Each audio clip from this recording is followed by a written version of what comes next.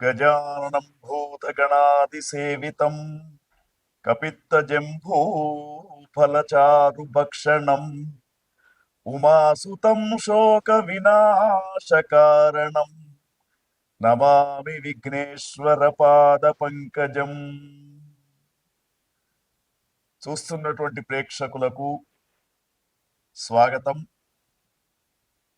August మాసంలో ఒక్కొక్క రాశి ఫలితాలు ఏ విధంగా ఉండబోతున్నాయి, మరి దానికి తగ్గట్టుగా మనము ఏ విధంగా ఈ యొక్క ఆగస్టు మాసంలో నడుచుకోవాలి, తర్వాత ఆగస్టు మాసంలో ఉన్నటువంటి విశిష్టత ఏమిటనే విషయాలను మనం తెలుసుకుందాం.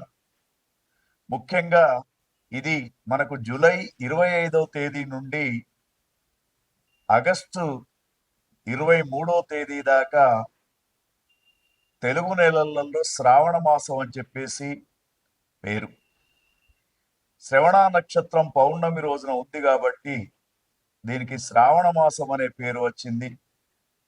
అయితే ఈ యొక్క శ్రవణ నక్షత్రం అంటే ఏమిటి అంటే, ప్రతి మాసానికి పౌర్ణమి రోజున ఏ నక్షత్రం అయితే ఉంటుందో దానికి అనుకూలంగా ఆ మాసం యొక్క పేరు మన భారతీయ సనాతన సంప్రదాయంలో పెట్టడం జరిగింది. ముఖ్యంగా ఆగస్టు మాసం అంతా కూడా దాదాపు శ్రావణ మాసంగా చెప్పబడుతూ ఉంటుంది. చివరి వారం మాత్రం భాద్రపద మాసంగా చెప్పబడుతూ ఉంటుంది. శ్రవణము అంటే వినడము అని అర్థం. నవవిధ భక్తి మార్గాలలో శ్రవణ భక్తి అనేది కూడా ఒక భక్తి మార్గం. అయితే ఈ శ్రావణ మాసంలో విశేషంగా మనకు హరిహరాదుల యొక్క అర్చన, తర్వాత ముగ్గురు మాతల యొక్క ఆరాధన చేసే మాసంగా మనం ఆగస్టు మాసాన్ని తీసుకోవచ్చు. అయితే ఆగస్టు మాసంలో మనకు ముఖ్యంగా ఈ సంవత్సరం విశ్వావసునామ సంవత్సరంలో శ్రావణ మాసం అనేది 5 శుక్రవారాలతో ప్రారంభమైంది. ఈ 5 శుక్రవారాలు చాలా, శుక్రవారం అంటేనే మహాలక్ష్మి వారంగా చెప్పుతూ ఉంటాం. అయితే 5 శుక్రవారాలు వచ్చినటువంటి యొక్క శ్రావణ మాసంలో, ఆగస్టు మాసంలో చాలా మహాలక్ష్మి యొక్క అనుగ్రహం అందరికీ కలుగుతూ ఉంటుంది. కాబట్టి ఈ శ్రావణ మాసంలో శుక్రవారం మహాలక్ష్మి పూజన చేసుకోవడం, వరలక్ష్మి పూజన చేసుకోవడం, మంగళవారం రోజున మంగళ గౌరీ వ్రతం అని చెప్పేసి ఆ యొక్క జగన్మాత జగజ్జన్ని ఆది పరాశక్తి అయినటువంటి అమ్మవారికి సంబంధించినటువంటి కొత్తగా నూతనంగా పెండ్లైనటువంటి అమ్మాయిలు గౌరీ ఆరాధన చేసుకోవడానికి, అంటే పెండ్లైనటువంటి సంవత్సరం నుండి 5 సంవత్సరాలు గౌరీ ఆరాధన చేసుకునే మాసం ఆగస్టు మాసంగా, శ్రావణ మాసంగా చెప్పబడుతూ ఉంది. అయితే ఈ యొక్క శ్రావణ మాసంలో విశేషమైనటువంటి పండుగలలో ముఖ్యంగా మనకు వరలక్ష్మి వ్రతం ఒకటి, నాగుల పంచమి అని చెప్పేసి వస్తూ ఉంటుంది. ఎవరికైతే జ్యోతిష్ శాస్త్ర రీత్యా రాహుకేతువుల మధ్య అన్ని గ్రహాలు బంధించబడి ఉంటుందో వాళ్లకు కాలసర్పదోషం ఉన్నట్టు మనకు జ్యోతిష్ శాస్త్రం చెప్తూ ఉంది.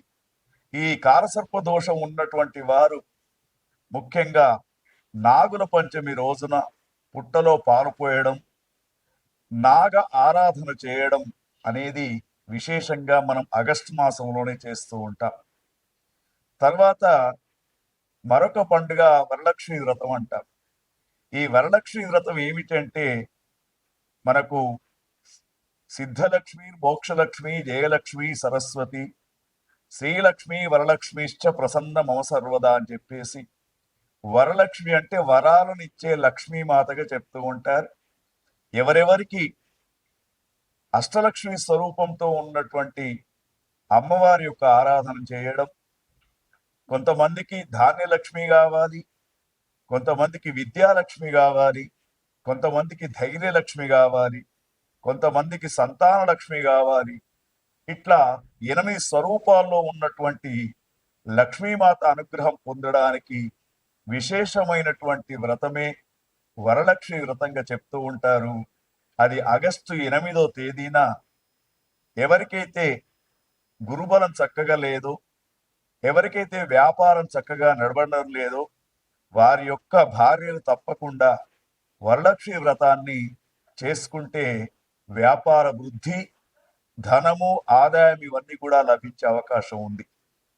తర్వాత మనకు తదుపరి తేదీ చూసుకున్నప్పుడు మరి ఈ ఆగస్టు మాసంలోనే మనకు ముఖ్యంగా జంధ్యాల పౌర్ణిమ అని చెప్పేసి, రాఖీ పౌర్ణమి అని చెప్పేసి 2 పండుగలు ఒకటే రోజు చేస్తూ ఉంటారు. బ్రాహ్మణోత్తములంతా కూడా నూతన యజ్ఞోపవీత ధారణం చేసుకొని గాయత్రి ఉపాసన చేస్తారు. తర్వాత ముఖ్యంగా రక్షాబంధన్ అనే పండుగను సోదర సోదరీ భావంతో ప్రతి ఒక్కరు జరుపుకునే పండుగ మనకు ఆగస్టు మాసంలోనే ఉంది. మరి నేను నీకు రక్ష, నువ్వు నాకు రక్ష, మనం దేశానికి రక్ష అని చెప్పుకునే ఒక అద్భుతమైనటువంటి పండుగ కూడా మనకు ఆగస్టు మాసంలోనే వస్తూ ఉంది. దానితో పాటు మరి దేశానికి స్వాతంత్రం అనేది రావడం 15 ఆగస్టు కూడా మనకు ఆగస్టు మాసంలోనే స్వాతంత్ర దినోత్సవాన్ని జరుపుకుంటూ ఉంటాం. దానితో పాటు వసుదేవ సుతం దేవం కంస చాణూర మర్దనం దేవకీ పరమానందం కృష్ణం వందే జగద్గురు అని చెప్పేసి కృష్ణ పరమాత్మ ఆవిర్భవించడం కూడా మనకు ఆగస్టు మాసంలోనే మనకు మరి ఈ యొక్క శ్రావణ బహుళ అష్టమి రోజున కృష్ణ పరమాత్మ యొక్క ఆవిర్భావం అనేది జరిగింది. ఆ కృష్ణ పరమాత్మకు పూజ చేసుకునే అవకాశం కూడా మనకు ఆగస్టు మాసంలోనే ఉంటూ ఉంటుంది. ఎవరైతే కృష్ణుని యొక్క పూజ చేస్తారో, ముఖ్యంగా గ్రహస్థితిలో రాహువు, కేతువు, శని, గురువు ఈ గ్రహాలు మంచి లేనటువంటి వారు కృష్ణో రక్షతి రక్షిత అని చెప్పేసి చెప్పబడుతూ ఉంటుంది. మరి కర్షతీతి ఇది కృష్ణ అని చెప్పేసి చెప్పబడుతూ ఉంటుంది. అందరి దుఃఖాలను, అందరి బాధలను పోగొట్టేవాడు కృష్ణ పరమాత్మ కాబట్టి తప్పకుండా మరి కృష్ణాష్టమి రోజున, దాన్నే గోకులాష్టమి అంటారు, ఆ రోజున తప్పకుండా శ్రీకృష్ణుని యొక్క ఆరాధన చేసుకోవడం. ముఖ్యంగా వివాహమైన తర్వాత 4-5 సంవత్సరాల నుండి కూడా సంతానం కానటువంటి వారు తప్పకుండా గోకులాష్టమి, కృష్ణాష్టమి రోజున కృష్ణ పరమాత్మ యొక్క పూజా విధానంతో షోడశ ఉపచార పూజాది కార్యక్రమాలు చేసుకుంటారు. తర్వాత కృష్ణుని యొక్క అడుగులు ఏ ఇంట్లోనైతే పడుతూ ఉంటాయో వాళ్ళకు సంతాన ప్రాప్తి కలిగే అవకాశం. మరి అంత చక్కనైనటువంటి మాసం మనకు ఆగస్టు మాసం. దాంతోపాటు ఆగస్టు మాసం మరి శ్రావణ మాసం చివరిగా చెప్పుకునేది పొలాల అమావాస్య అంటారు. పొలాల అమావాస్య అంటే మనము భారతీయ సనాతన సంప్రదాయంలో భూత దయను, పశువుల పైన కూడా దయం చూపించే ఆచారం మనకుంది. వ్యవసాయం ద్వారా మనకు రోజంతా కూడా కష్టపడి మనకు పంటలను పండిస్తున్నటువంటి ఏవైతే గేదెలు ఉంటాయో, తర్వాత ఆవులు, వీటి యొక్క ఆకారాన్ని మట్టితో తయారు చేసి వాటిని పూజించడమే పొలాల అమావాస్య అని చెప్పేసి అదొక పండుగను కూడా మనం చేసుకుంటూ ఉంటాం. మరి ఇవన్నీ కూడా మనకు ఆగస్టు మాసంలోనే చాలా వైభవంగా జరుపుకునే పండుగలు. ఆగస్టు మాసము మొత్తం కూడా ఏ రోజైనా కూడా ఒక పండుగ రూపంలో జరుపుకోవడానికి అవకాశం ఉంటుంది. కాబట్టి మనం ఇప్పుడు ఆగస్టు మాసంలో చెప్పుకోబోయే 12 రాశి ఫలితాలకు అనుగుణంగా మీకు ఏ గ్రహం అయితే బాగా లేదో, ఇప్పుడు మేము చెప్పిన దానిలో ఆ యొక్క భగవంతుని యొక్క ఆరాధన, భగవతి యొక్క ఆరాధన చేసుకొని ఈ ఆగస్టు మాసాన్ని విజయవంతంగా జరుపుకోవడానికి అవకాశం ఉంటుంది. విశ్వావసునామ సంవత్సరములో కర్కాటక రాశి వారికి ఆగస్టు మాసం ఏ విధంగా ఉండబోతుందో ఒక్కసారి గమనిద్దాం.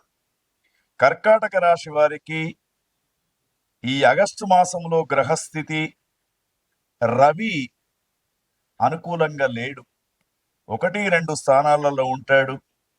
మరి కుజగ్రహం మాత్రం 3వ స్థానంలో అనుకూలంగా ఉంది. బుధగ్రహం అనుకూలంగా లేదు. గురుగ్రహం కూడా అనుకూలంగా లేదు. శుక్రగ్రహం మాత్రం చాలా అనుకూలంగా ఉంది. మిగతా గ్రహాలు ఏవి కూడా అనుకూలమైనటువంటి స్థితిలో కనిపించడం లేదు. కాబట్టి కర్కాటక రాశి వారికి ఆగస్టు మాసాన్ని పరిశీలించినప్పుడు మరి కొన్ని గ్రహాలు బాగా ఉన్నాయి కాబట్టి బుధ శుక్రులు ధనలాభాన్ని, కుటుంబ సౌఖ్యాన్ని, మంచి ఆరోగ్యాన్ని ఇచ్చే అవకాశం కనబడుతూ ఉంది. లాభంలో కుజుడు మనోధైర్యాన్ని కార్య అనుకూలతం చేసే గ్రహంగా ఉంటూ ఉంటాడు. ఒక విషయంలో మీరు గత కొద్ది రోజులుగా ఎదురు చూస్తున్నటువంటి విషయం మీకు లాభాన్ని చేకూరుస్తూ ఉంటుంది.